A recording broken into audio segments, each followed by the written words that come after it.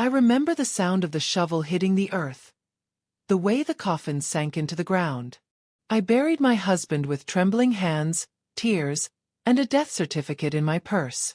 And yet, 47 years later, he walked through my front door like death had been a misunderstanding. My name is Dolores Aranda.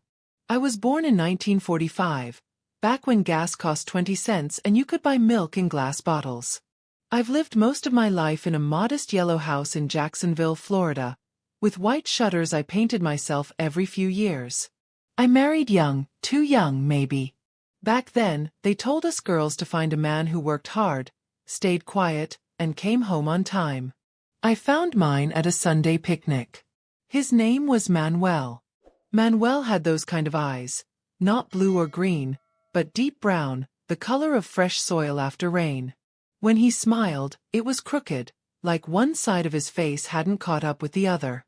He worked with his hands, built boats, fixed motors, broke things and rebuilt them better. I fell hard. We were married a year later under a live oak tree with moss that draped like curtains around us. I wore a borrowed dress, and he wore a tie for the first and probably last time in his life. We didn't have much, but we had each other. And eventually, our baby boy, Lucas. Life wasn't perfect, but it was ours. Until the day it wasn't. I was 31 when Manuel disappeared. Vanished like dust through fingers. No note. No phone call.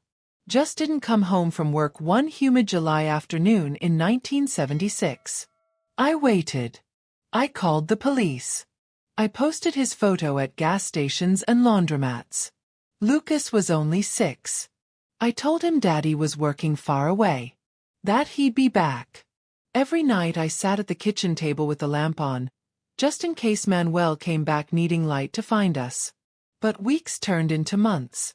Months into years. Eventually, the sheriff called me in. They'd found remains in Georgia. Dental records matched. A burned car. A locket I had given him for our anniversary was inside, melted into the ash. They handed me a death certificate. I remember holding it like it was a brick. So heavy. We had a small funeral. Closed casket. I couldn't even say goodbye. Lucas asked me why God didn't let him say goodbye to Daddy. I had no answer then. I still don't. I raised Lucas alone.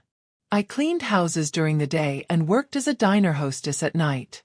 I did my best. He grew up strong, or at least that's what I wanted to believe. He got into construction, married young like his father, and had 2 children of his own. I helped buy their first house. Gave him the down payment out of my pension and savings. Signed over my old car. Baked birthday cakes and babysat without asking for anything in return.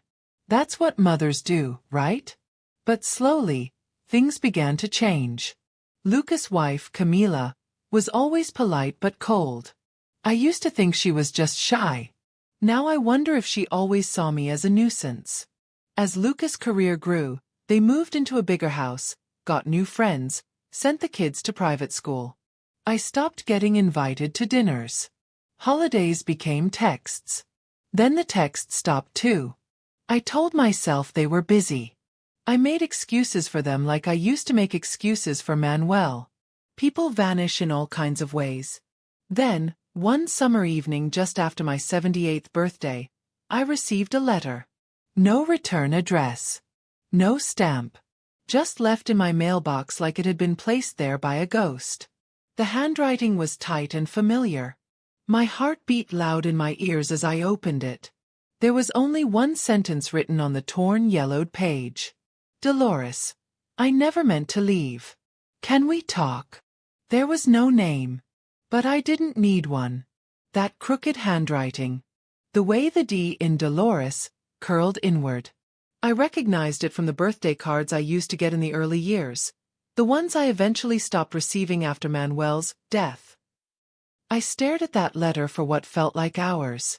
My hands trembled. My mouth went dry. I held the note to my chest like a relic. For a moment, I wondered if I'd finally gone mad. Then the doorbell rang. And standing on my porch was Manuel. Older, thinner, wrinkled like a leather belt left out in the sun. But those eyes, those brown soil-dark eyes, were exactly the same. "Lola," he whispered. My name, like a prayer dragged across a desert. I opened the screen door without speaking. My legs moved without permission. He didn't step inside. Just stood there with his hands in his pockets, eyes filling with tears. "I never died," he said. "I was running. And I got stuck. I wanted to come back, but I didn't know how." My knees buckled. I sat on the porch step, like I used to when waiting for Luca's school bus.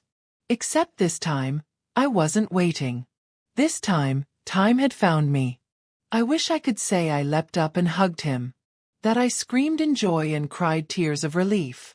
But all I could feel was fire, the kind that rises up from a place you didn't know was still burning.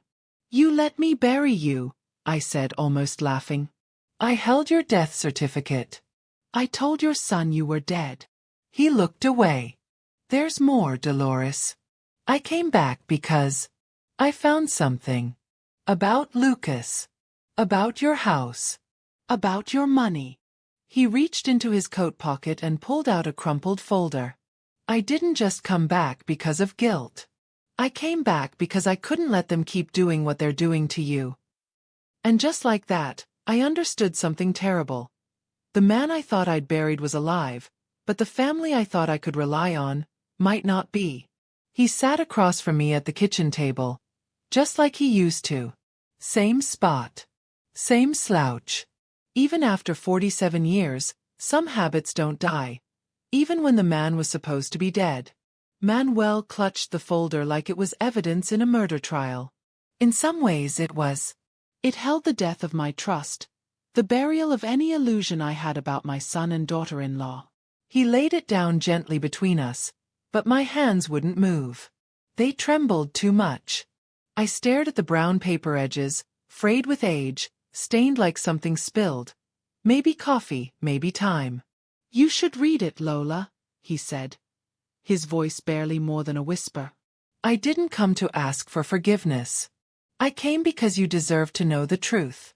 About your pension. Your house. Lucas." I looked at him then, really looked. His face, weathered by time and guilt, had grown gaunt. His gray hair was cropped short, and a faint scar trailed along his right cheek. I wanted to scream. I wanted to strike him for what he did, what he didn't do, for vanishing and for showing up. For letting me raise our son alone, for letting me bury an empty coffin. But something in me, maybe it was age, maybe wisdom, told me to listen before reacting. I slowly opened the folder. Inside were a few printed documents, all recent. The first page was from the Duval County Recorder's Office. A deed transfer, dated just 6 months ago. My name was on the previous owner line. On the new owner line was Camila Aranda. Camila. My daughter-in-law. Lucas' wife. I blinked. I had never signed over my house. I had never agreed to transfer ownership. That yellow home with the white shutters, it had been mine since 1973. Paid off in full. The mortgage burned in the fireplace one snowy Christmas Eve. That home held my life. My memories. My survival. I flipped the page. The next was a forged signature form. My signature, or rather, an imitation of it.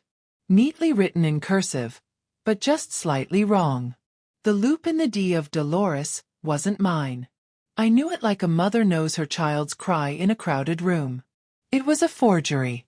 A bold, reckless, calculated lie. I felt the heat rising in my chest. It wasn't just betrayal. It was theft. From my own flesh and blood. "Keep going," Manuel urged. The next few documents were pension withdrawal notices. 4 to be exact. Each showing a chunk of my monthly retirement being rerouted, not into my usual account, but into a joint account under Lucas Aranda and Camila Aranda. My fingers gripped the edge of the table. "How did you get these?" I asked, voice dry. He leaned back. A man I met at the mission. He used to be a private investigator. Said he could help me look into things. I told him I was looking for my wife. He said it sounded more like I was chasing ghosts. But when I mentioned your name, your address, he dug.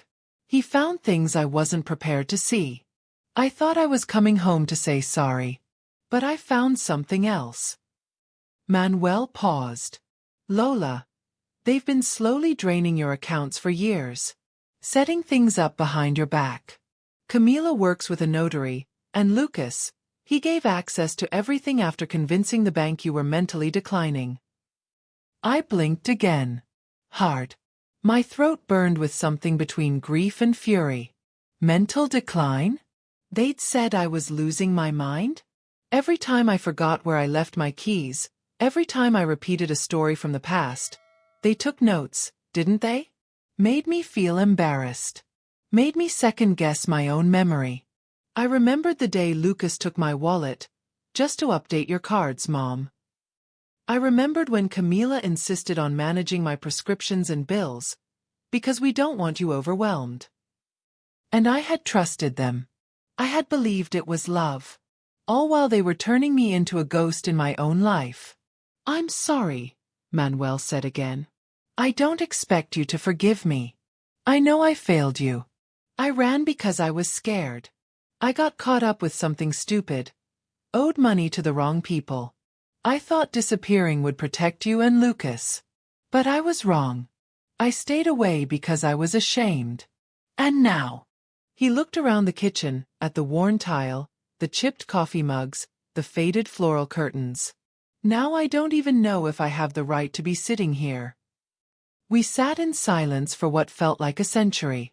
Outside, the Florida heat pressed against the windows. A lawnmower buzzed in the distance. The fan above us hummed like it had for decades. Then I stood up. My knees cracked like old branches. I went to the drawer under the sink and pulled out the old tin box where I kept important things. Birth certificates, Lucas' baby photo, my marriage license, and the original deed to the house. I placed it on the table beside the forged one. I'm not crazy, I whispered. I may forget things, but I know what's mine. Manuel nodded. You don't have to do this alone anymore, he said. I looked at him. Not as my husband. Not as the man who abandoned me. But as someone who had once mattered, and maybe, just maybe, could matter again. Not for what we used to be, but for what was coming next. Because now I had proof. I had fire. And I had no intention of letting them take another inch from me. The next morning, I woke up with something I hadn't felt in a long time. Purpose. My body still ached, of course. These knees of mine have more cracks than an old sidewalk. But the fog that had clung to my mind for years had finally lifted. I wasn't confused. I wasn't fragile. I wasn't losing it. I had been made to feel that way. And now I saw it all so clearly. Manuel stayed in the guest room that night. I didn't sleep much, but I didn't cry either. I stared at the ceiling and replayed the last 10 years of interactions with Lucas and Camila like scenes from a movie. Only now I could see the actors weren't playing the roles I thought they were. The time Camila brought me new pill bottles, because she'd fixed the dosage. The time Lucas rushed to the bank on my behalf, saying I shouldn't be waiting in long lines in this heat. Even that one afternoon when the grandkids were dropped off without warning, and I was told, don't call us unless it's an emergency. They knew I'd never define neglect as an emergency. I just kept loving them anyway. But now I understood. They weren't protecting me. They were erasing me. The next day, I called Margot. Now Margot, she's been my best friend since 1982.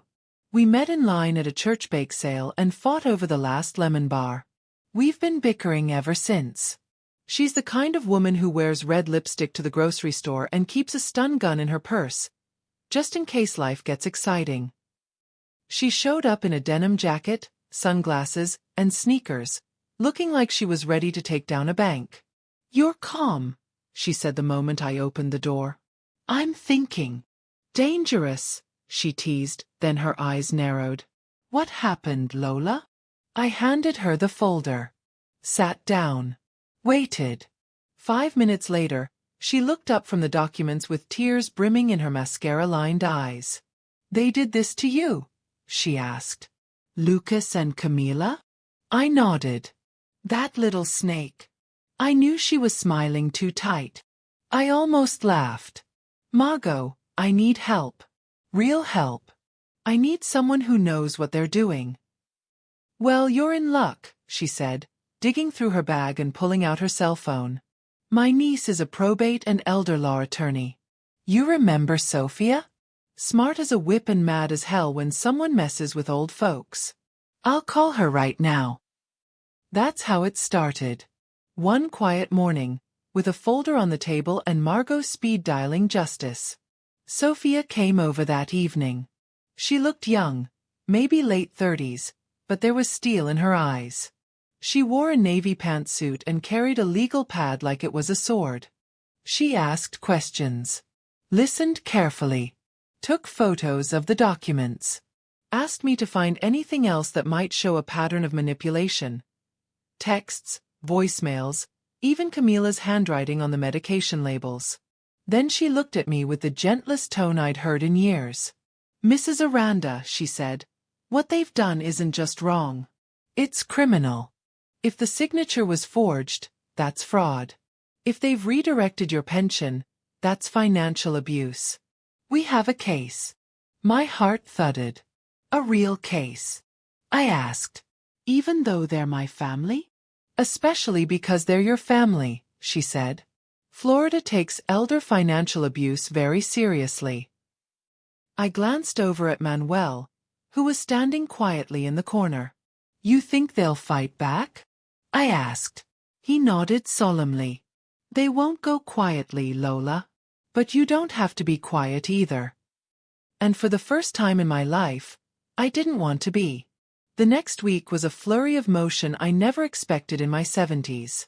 Between attorney visits, document scans, and banking verifications, I felt like I was running an investigation out of my kitchen.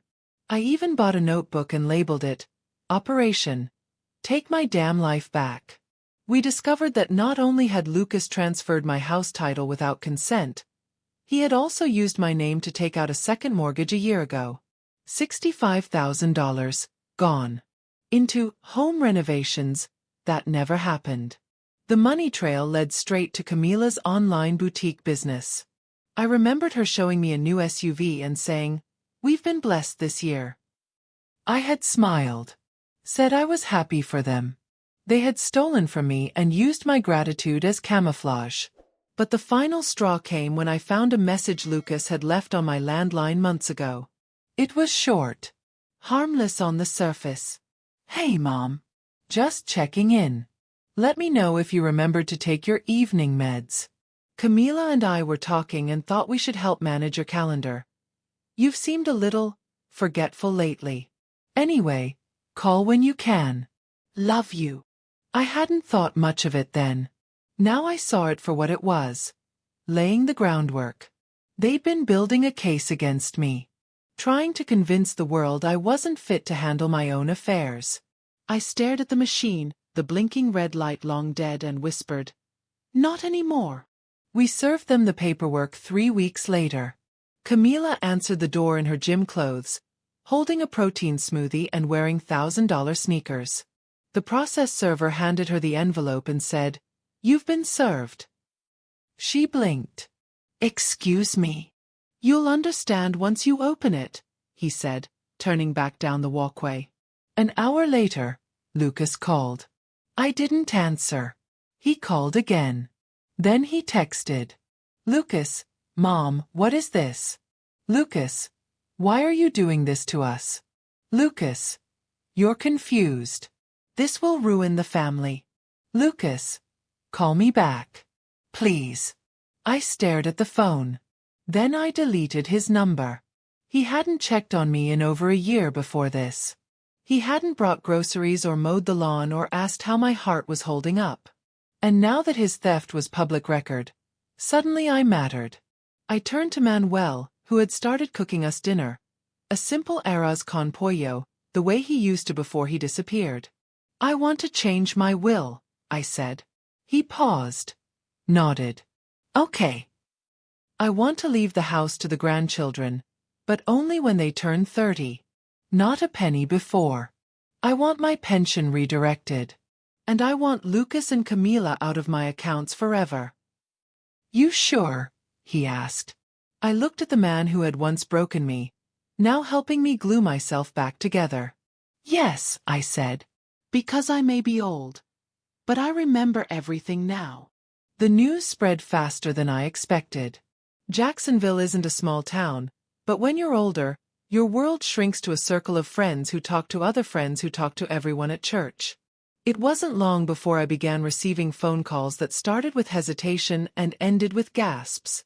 Dolores, I just heard about Lucas. Lola, my nephew works at the courthouse. Are you really suing your own son?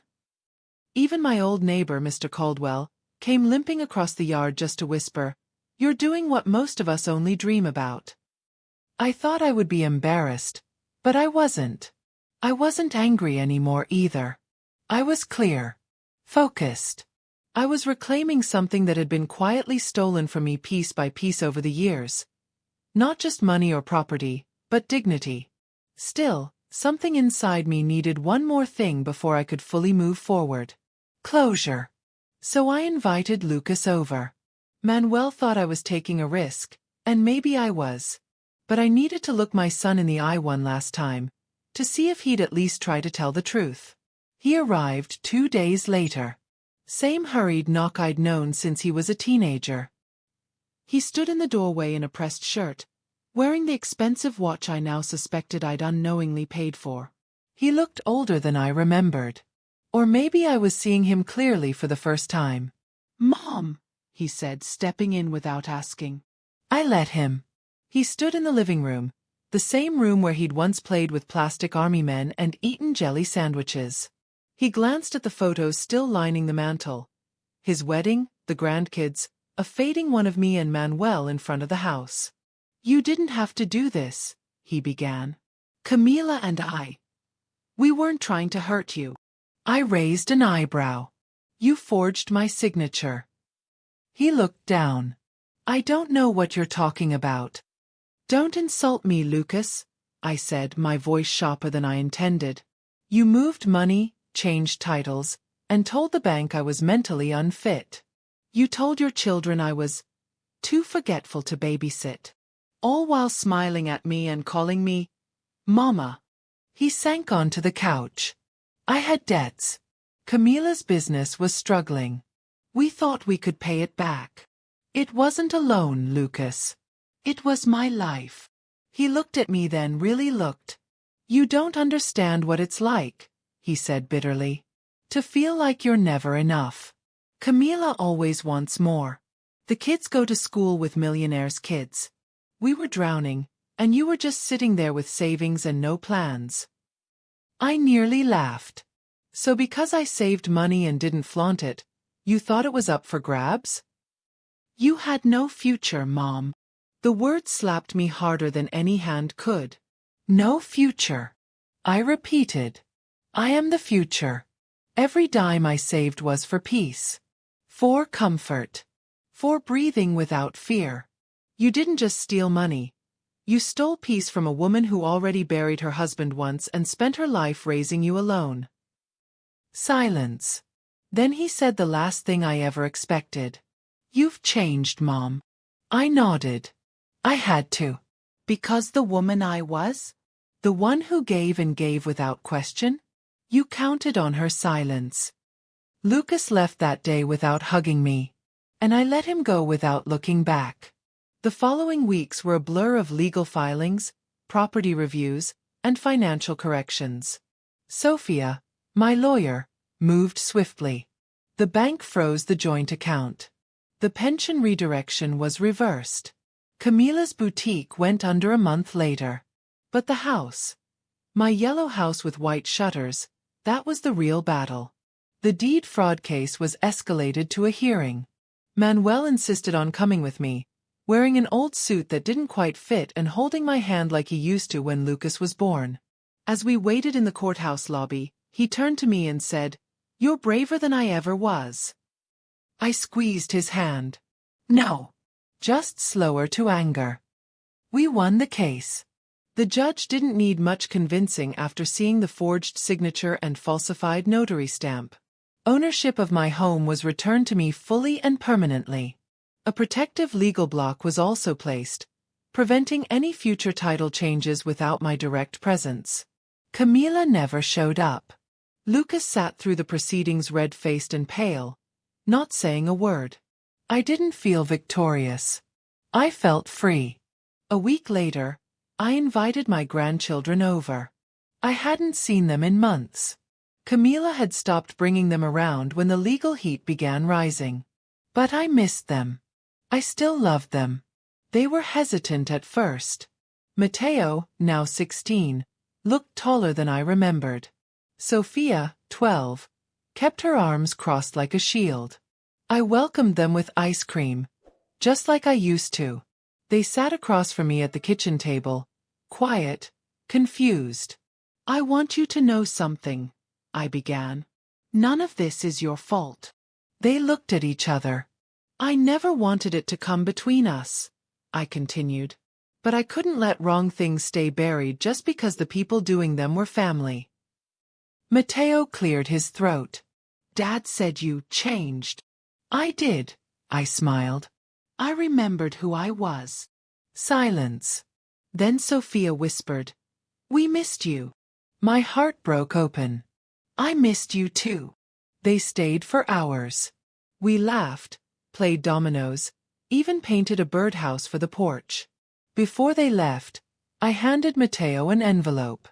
"Open it on your 30th birthday," I said. He blinked.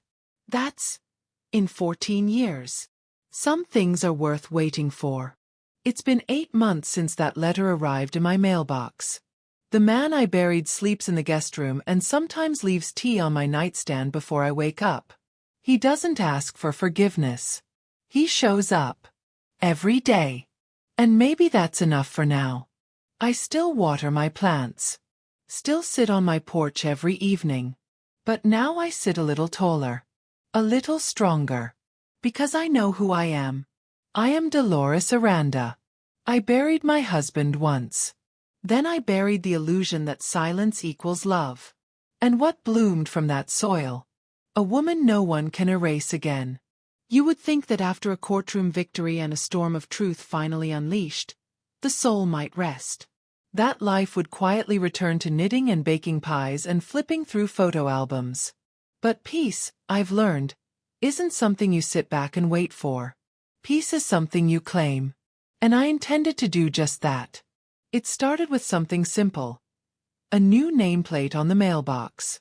For decades it had read The Arandas, painted by Lucas himself when he was 12.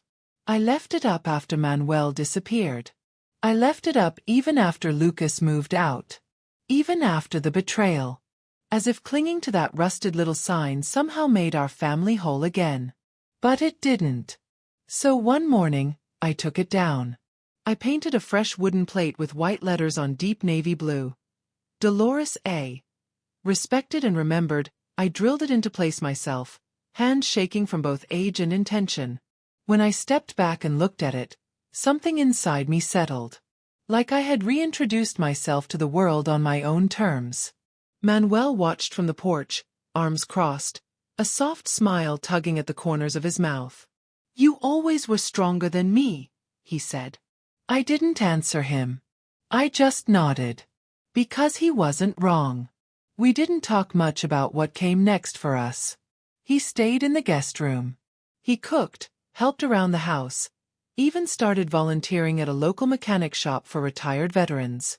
He never overstepped. Never assumed.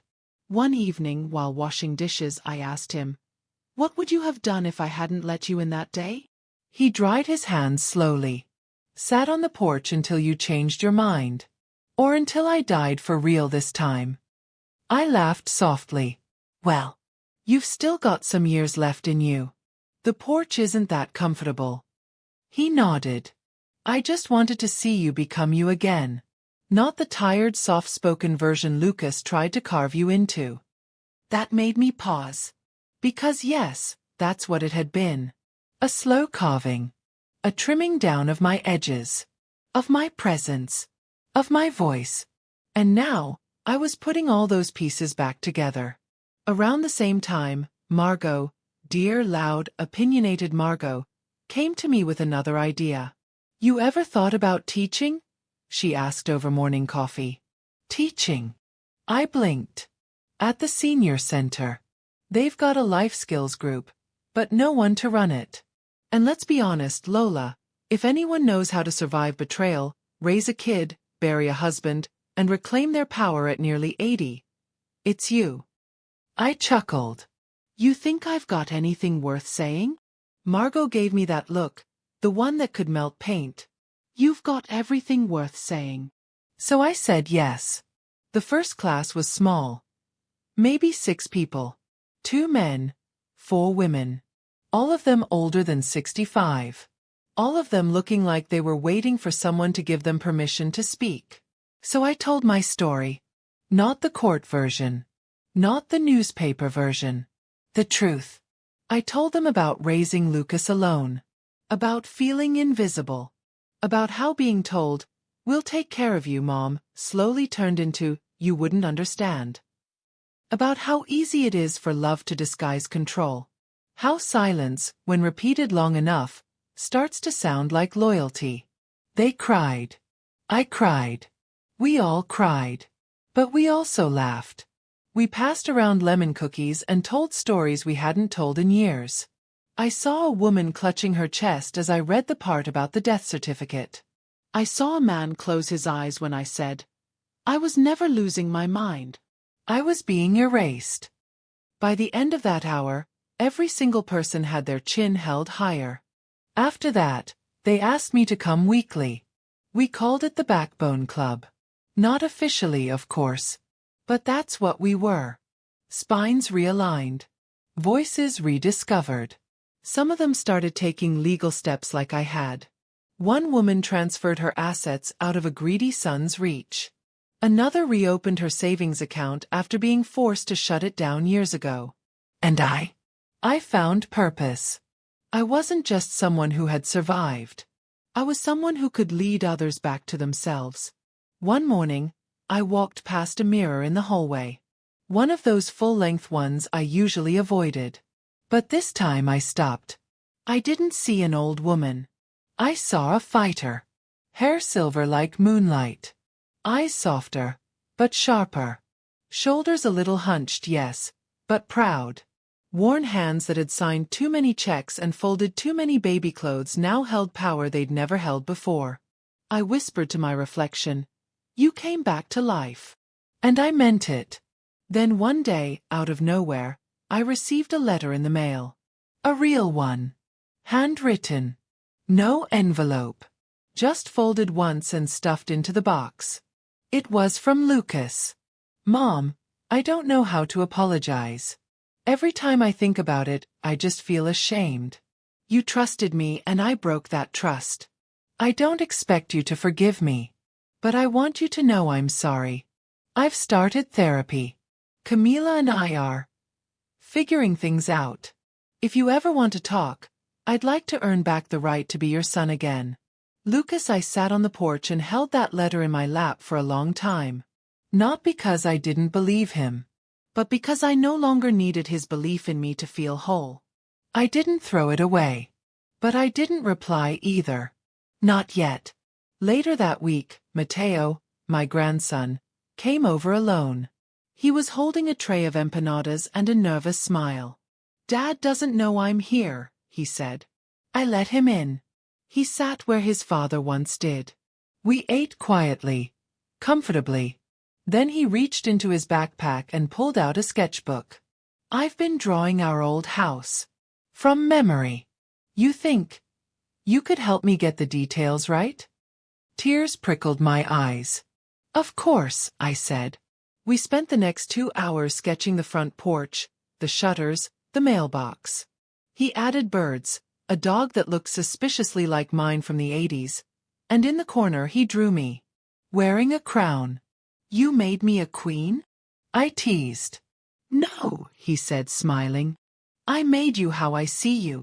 I placed a hand over my heart. For the first time in decades, I felt not just loved, but understood. Peace didn't come all at once. It came in pieces. A mailbox with my name on it. A folder filled with truth. A grandchild's drawing.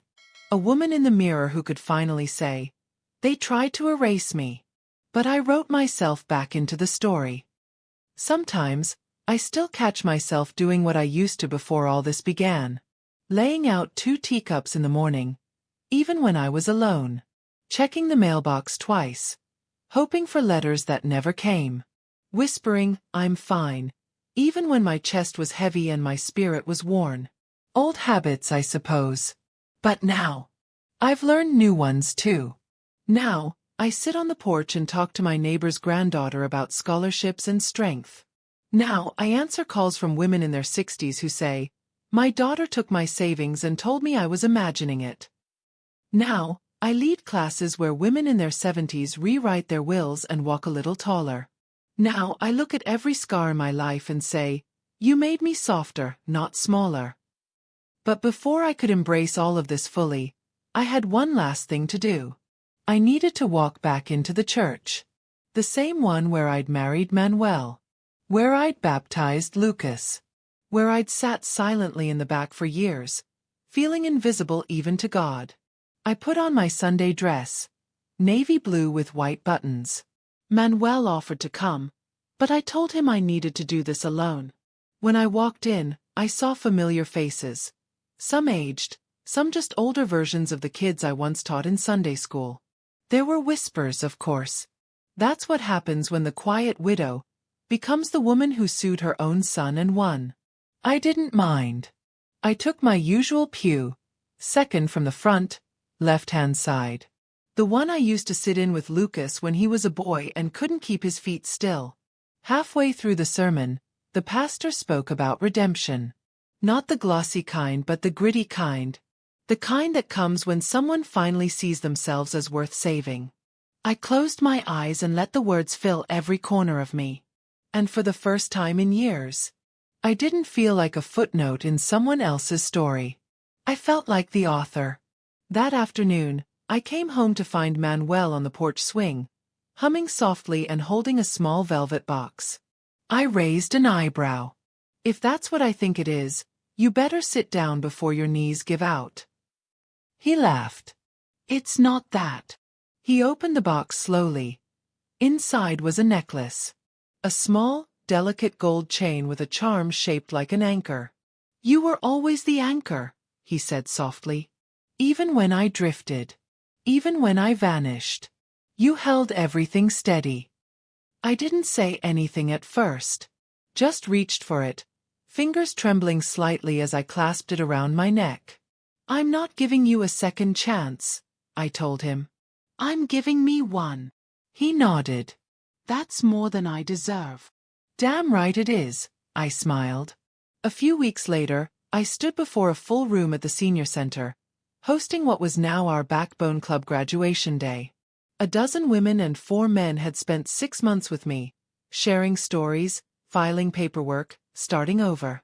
One woman, Esther, stood up and shared how she left an abusive son's home after 30 years of guilt. Another, Harold, had finally asked for legal guardianship of his grandchild after his daughter fell into addiction. They applauded, cried, held hands. At the end, I stood up and said, "We don't stop growing just because the world stops seeing us. Sometimes we bloom louder." And they rose to their feet. For me. For themselves. But just when I thought the storms had passed, one final letter arrived. A thick envelope. From Lucas. Inside was a handwritten letter, a check, and a photo of the 3 of us. Me, him, and Manuel. Back before betrayal. Back when the world still felt full of Sundays and swing sets. The check was for $65,000, the exact amount of the second mortgage. The letter read, "Mom, you were right. About all of it. I've spent months facing myself in therapy, and I still don't know why I became the man I did. But that's not your burden to carry anymore. I'm returning what I took.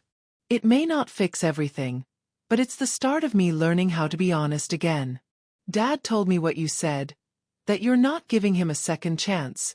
You're giving yourself one. I hope one day you'll give me the same. I love you. Lucas. I stared at the letter.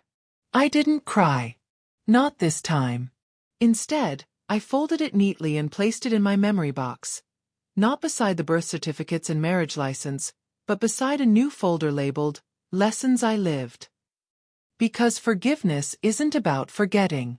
It's about deciding what no longer belongs on your back. Later that night, I sat on the porch in my rocking chair, wearing that little anchor necklace. The Florida sky was turning deep purple. A soft breeze carried the scent of jasmine. Manuel brought out 2 cups of chamomile tea. He sat beside me in silence. After a long while, I looked at him. You know, I said, I thought being erased would be the quietest kind of death. He turned to me. But it wasn't. It was the beginning of the loudest kind of life. We clinked cups. And for the first time in nearly 50 years, I felt whole. It's funny how the older you get, the more invisible people expect you to become. They think age is a dimmer switch, that your light should fade politely into the background, making room for younger stories, louder voices. They forget that old women like me are the keepers of every storm and sunrise this family has ever known. But I didn't fade. I refused to. Because this life, what was left of it, wasn't a slow goodbye. It was a loud declaration. I was Dolores Aranda, and this was my story to end. Spring arrived early that year. Florida bloomed as if trying to prove something. The jacaranda trees burst open with lavender blossoms, and the air felt thick with the scent of orange flowers.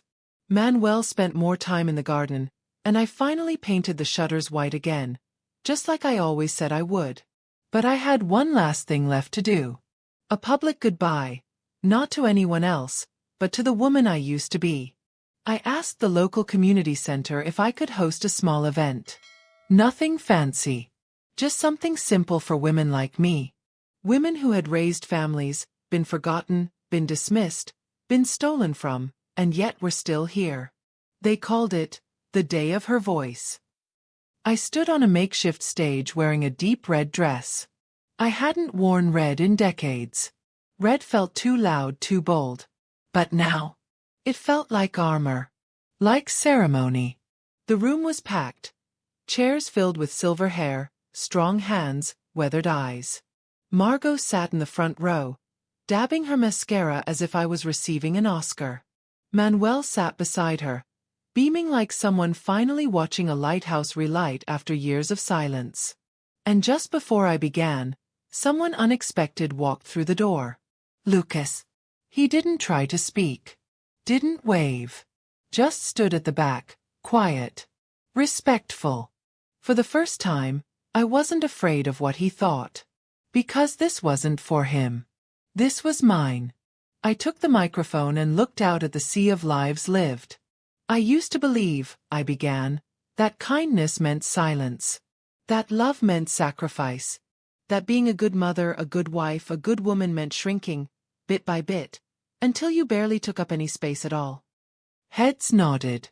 Faces softened. But that's a lie, I said. A dangerous lie. I told them everything. Not with shame, but with pride. I told them about the forged signature. The pension theft. The mortgage I never asked for. I told them about the death certificate I'd held in one hand while raising a boy with the other. About the way my own blood had tried to rewrite my story while smiling at me like I was senile. But here's the thing, I said, voice steady. I may have been quiet. But I never stopped watching. Never stopped knowing. And when the time came, I remembered exactly who I was. I took a breath. I was the girl who survived poverty. The woman who raised a son alone. The widow who built a life from scraps. The grandmother who gave and finally said, enough. There were tears. There were cheers. And in the back of the room, my son wept quietly. Not because I shamed him, but because he finally saw me. Not as an old woman, but as a force. The weeks that followed were full of light. The community started a fund for elderly women facing financial abuse. They called it the Dolores Fund. I told them to change the name. They refused. I received letters. Dozens. Women from as far as Texas and Ohio wrote me after hearing the story online. You gave me the courage to check my accounts. I thought I was the only one. You reminded me I still have a voice. But my favorite came from a woman in her 90s. She wrote, I thought I had nothing left but a bed and a Bible. Now I think I have something more. A reason to speak. I framed that letter. One afternoon, Manuel and I sat in the living room, flipping through an old photo album. There was a picture of us, young and sunburned, holding baby Lucas in the backyard. He looked at me and said, Do you regret any of it? I thought long and hard. I regret staying silent for as long as I did, I answered. But I don't regret waking up. He nodded, then added, You didn't just wake up, Lola. You rose. And that really is what this story is. Not about betrayal, though there was plenty. Not about vengeance, though I had every right. This story is about return. Returning to myself. To the voice I buried under casseroles and Christmas cards and quiet disappointments. To the woman who once danced barefoot in the rain and laughed too loud at her own jokes. To the girl who survived being abandoned, twice, and still chose love anyway. I didn't end my days bitter. I ended them brighter. Because my name, Dolores Aranda, no longer sits quietly at the bottom of someone else's will or letter or bank form. It's carved in stone. Not in a grave, but in legacy. So if you're listening to this, maybe you're an older woman like me. Maybe you've given too much. Trusted too easily. Let others speak over your silence. Or maybe you're just someone who feels like your story's already been written. I'm here to tell you. Pick up the pen. Because it's never too late to reclaim your name. It's never too late to say, I am still here. I still matter. And I decide how this ends.